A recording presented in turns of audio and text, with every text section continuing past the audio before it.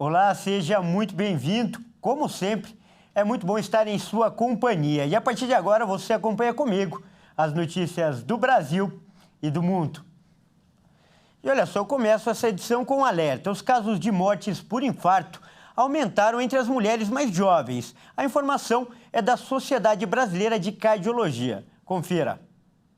Subdiagnosticados e subtratados. Assim eram considerados os infartos entre mulheres, até a elaboração do documento feito pelo Departamento de Cardiologia da Mulher da Sociedade Brasileira de Cardiologia. Um compilado de informações já conhecidas, mas que agora juntas alertam para a necessidade de atenção especial com o coração da mulher. O coração da mulher tem algumas peculiaridades, né? Tanto anatômicas quanto a expressão clínica das doenças. E isso impactando em resultado.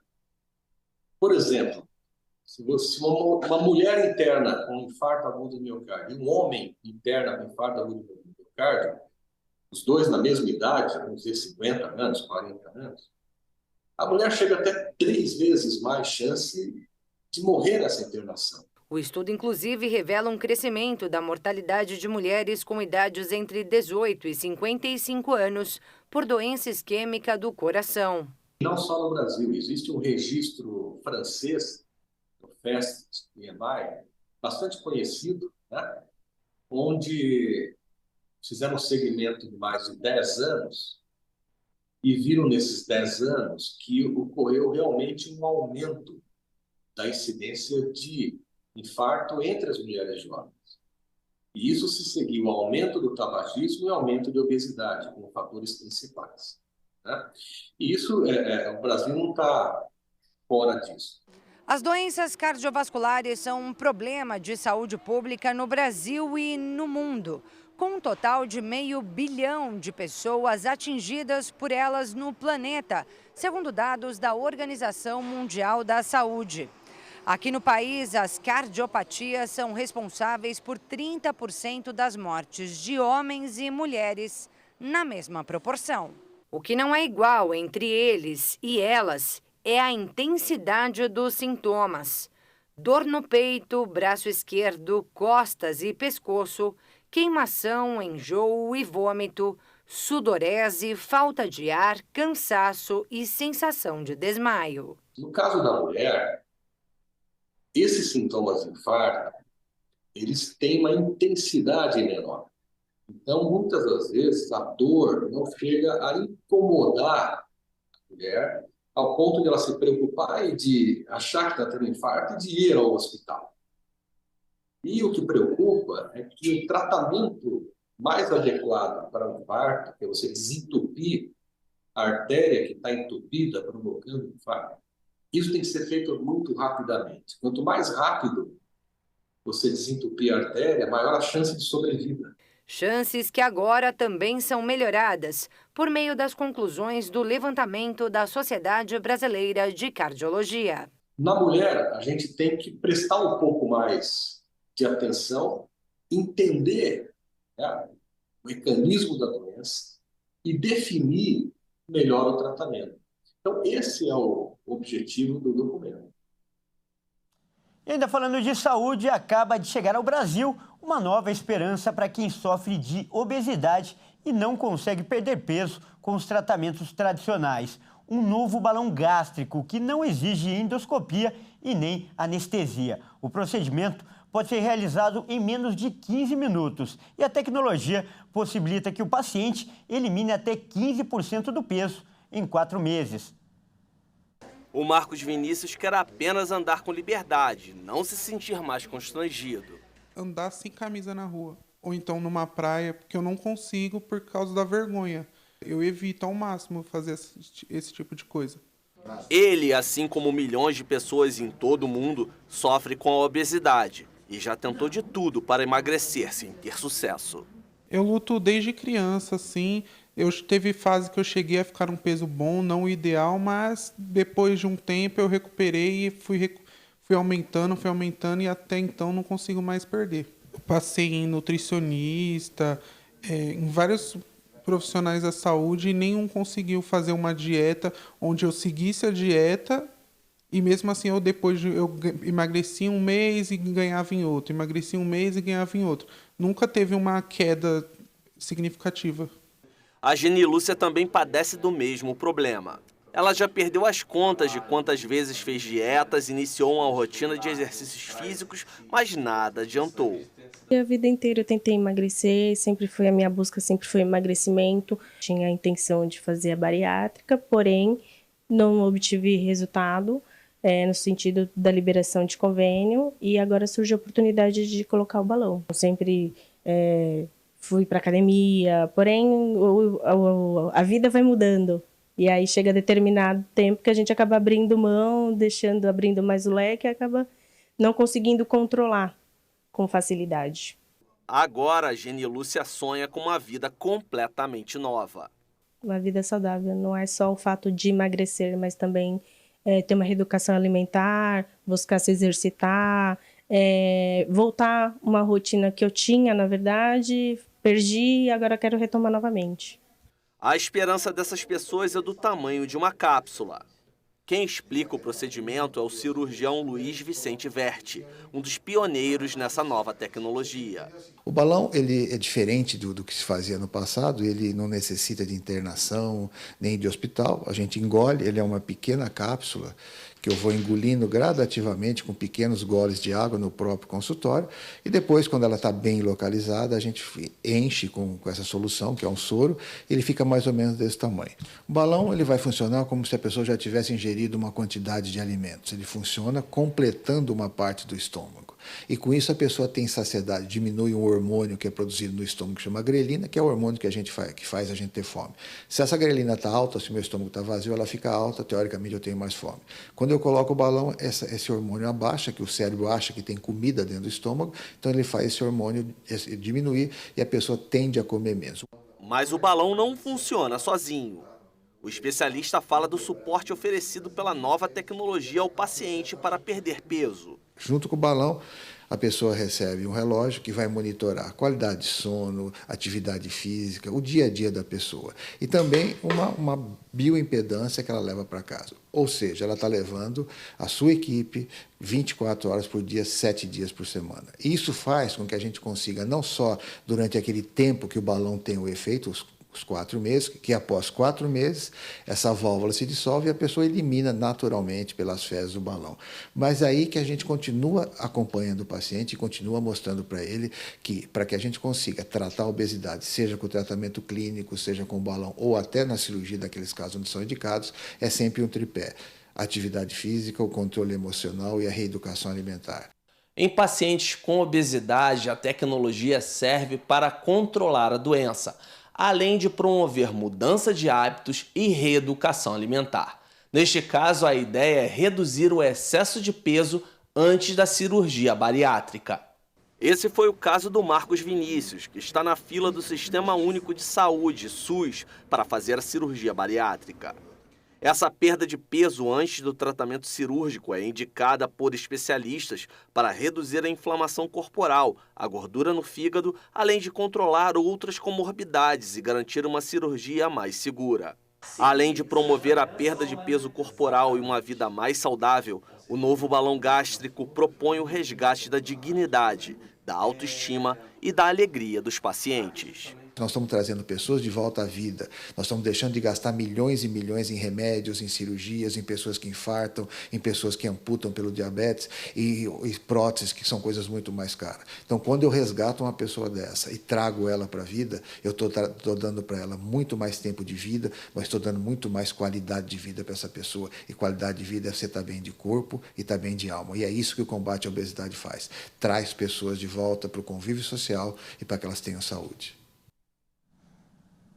E atenção a essa notícia: a campanha de vacinação contra o vírus influenza, que é o causador da gripe, foi prorrogada em São Paulo. Quem ainda não tomou o imunizante terá até o dia 30 de junho para se proteger da influenza. A secretaria espera que com essa medida possa atingir 90% do público prioritário. A campanha estava prevista para acabar nesta quarta-feira, dia 31 de maio, mas o Ministério da Saúde incentivou as secretarias estaduais e municipais a prorrogarem. O objetivo é atingir uma porcentagem maior do público-alvo.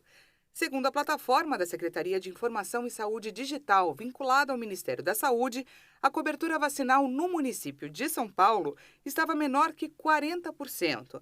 Vale destacar que foram considerados para este cálculo apenas os grupos definidos como prioritários, como gestantes, puérperas, idosos, trabalhadores da saúde, professores e povos indígenas.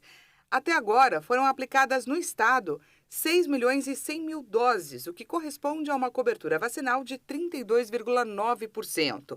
Podem ser vacinados contra a influenza qualquer pessoa com mais de 6 meses de idade.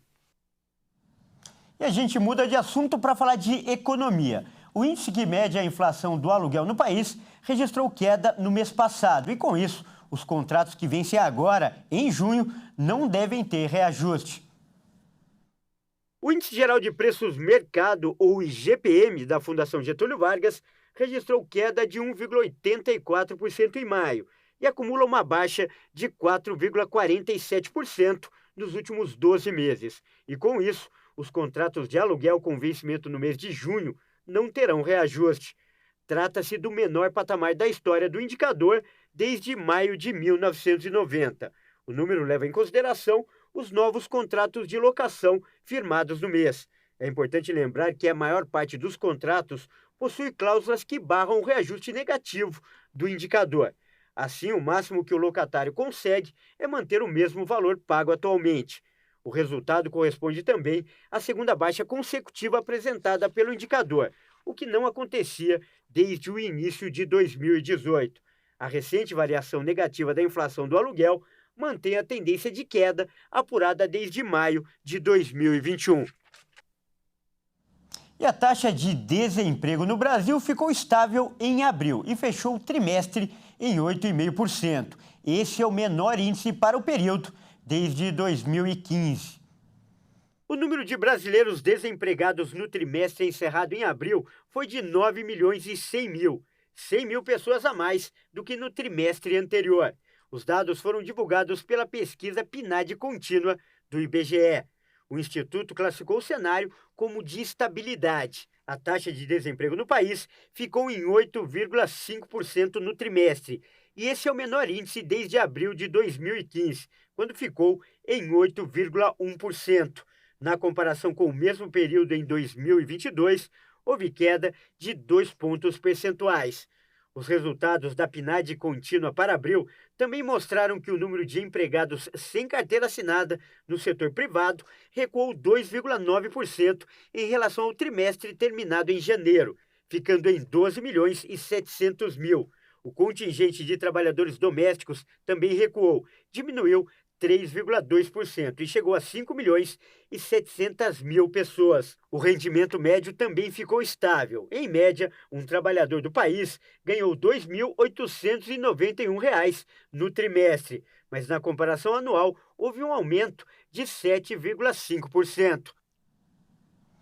E veja a seguir, aumenta o número de pessoas com mais de 60 anos que estão endividadas no país. E você vai ver também, bombeiro faz parte da filha dentro de um carro, em Minas Gerais. Nós voltamos já.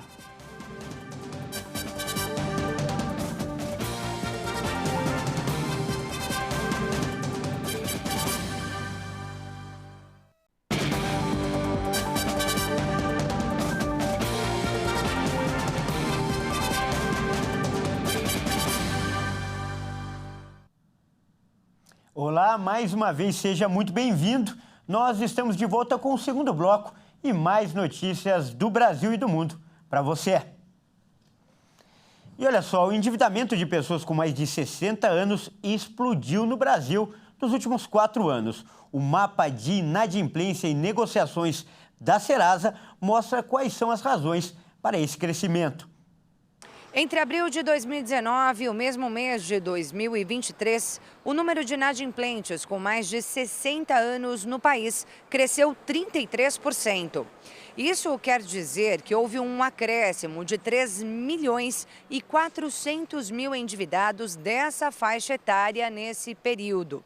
E o valor médio das dívidas dessas pessoas é de R$ 4.360.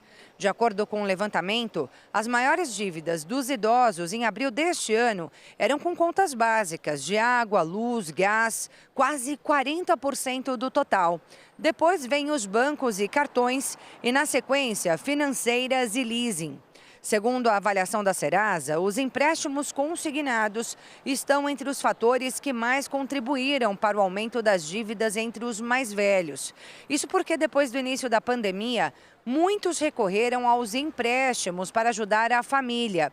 E aí, com parte dessa renda comprometida com os consignados, as contas básicas do dia a dia acabaram ficando para trás. A pesquisa mostra que, embora o crescimento da inadimplência tenha realmente sido maior entre os mais velhos, eles não formam o maior grupo de endividados no Brasil. As pessoas com mais de 60 anos representam um pouco menos de 18% dos cerca de 71 milhões de inadimplentes existentes hoje no país. E agora um número preocupante. Apenas 4 de cada 10 crianças do ensino fundamental são alfabetizadas. É o que mostra uma pesquisa do Ministério da Educação. A pesquisa Alfabetiza Brasil foi apresentada pelo Instituto do Ministério da Educação, o INEP. O governo federal ainda não havia declarado um padrão de alfabetização infantil no país. 251 professoras de capitais e cidades do interior de todas as unidades da federação participaram para ajudar a estabelecer o conjunto de competências que caracterizam um aluno alfabetizado, como ler e escrever pequenos textos, localizar informações em um texto e fazer a compreensão de uma história contada. A prova é aplicada em larga escala a cada 2 anos pelo Sistema de Avaliação de Educação Básica. O MEC já aplicou os novos parâmetros em 2 últimas provas de 2019 e 2021. O Ministério da Educação disse que o governo vai lançar em breve um pacto nacional com o intuito de melhorar os índices de alfabetização. E uma consultoria de marcas realizou uma pesquisa que avaliou várias cidades ao redor do mundo. 2 capitais brasileiras estão entre as 100 mais bem avaliadas. A repórter Maria Clara Leite vai mostrar quais são. No topo da lista das 100 cidades selecionadas está Londres, na Inglaterra, com 83 pontos, entre os 45 atributos avaliados. Depois aparece Nova York, nos Estados Unidos, e em terceiro lugar, Paris, na França. A cidade de São Paulo, onde nós estamos, aparece na posição de número 75 do ranking, por ser o coração financeiro do Brasil, por ter melhores lugares para se viver, estudar, trabalhar de forma remota, para investir e se aposentar. Além de ter tido boa avaliação no critério Museus, Artes e Galerias Culturais. Mas a capital paulista perdeu pontos nos quesitos ligados a grandes universidades mundiais e também na segurança pública. Assim como ocorreu com o Rio de Janeiro, que se destaca em outros critérios e, por isso, aparece acima de São Paulo no ranking, na posição de número 69. Segundo o estudo, a cidade carioca tem uma boa classificação em atributos como vida noturna, restaurantes e estilo de vida, mas teve notas baixas em educação, ciência, tecnologia e segurança. A pesquisa foi realizada em cidades de 20 países pela empresa Brand Finance, que é uma consultoria especializada em avaliação de marcas. E um grupo de especialistas em inteligência artificial divulgou um comunicado com um alerta nesta semana. Segundo eles, a humanidade, olha só, corre o risco de extinção por causa da tecnologia.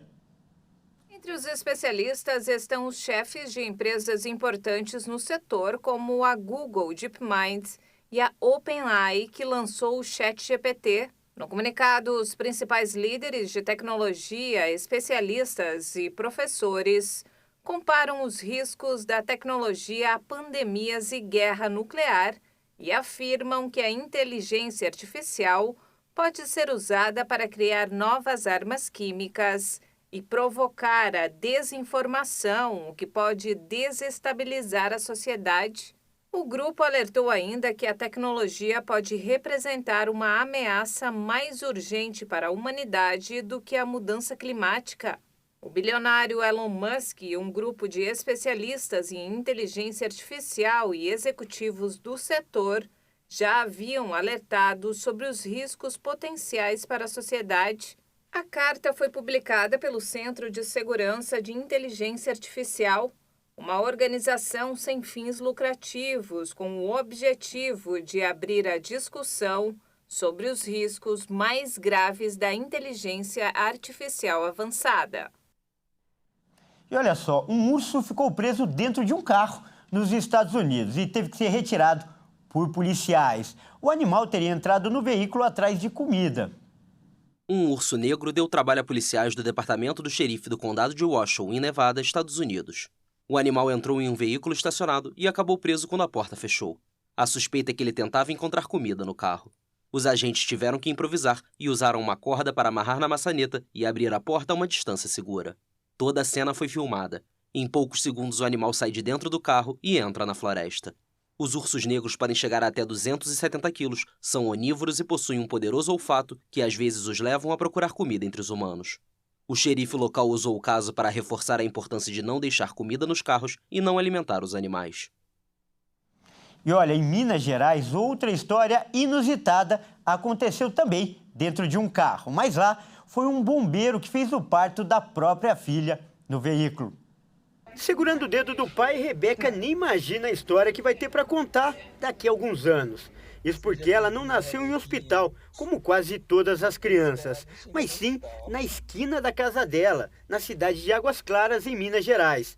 A família tinha acabado de sair do estacionamento, quando a apressada Rebeca veio ao mundo. O responsável pelo parto, seu pai, que é bombeiro militar. O Rafael já trabalha há 13 anos na corporação e tinha passado por diversas situações que exigiram coragem. Porém, nenhuma igual a essa. Ele nunca tinha realizado um parto na vida. Nós tínhamos o parto todo planejado. A gente estava acompanhado com uma equipe profissional, composta por doula, por enfermeira. E a gente acreditou que aquele era o melhor horário, o melhor momento para poder ir ao hospital, uma vez que o parto já havia iniciado. Só que quando a gente chegou na garagem do prédio, a gente notou que as coisas não estavam correndo conforme planejado. Ainda assim eu falei, não, vamos tentar esticar e chegar ao hospital. Porém, ao sair do prédio, ali no meio da rua, a Rebequinha falou, eu quero nascer aqui mesmo. E com tão pouco tempo de vida, filha e pai já são bastante apegados. No berçário, a menina não larga a mão dele, a mesma que trouxe ela ao mundo. Bom, essa edição fica por aqui. Eu agradeço demais pela sua companhia e convido a continuar ligado em nossa programação. Até mais!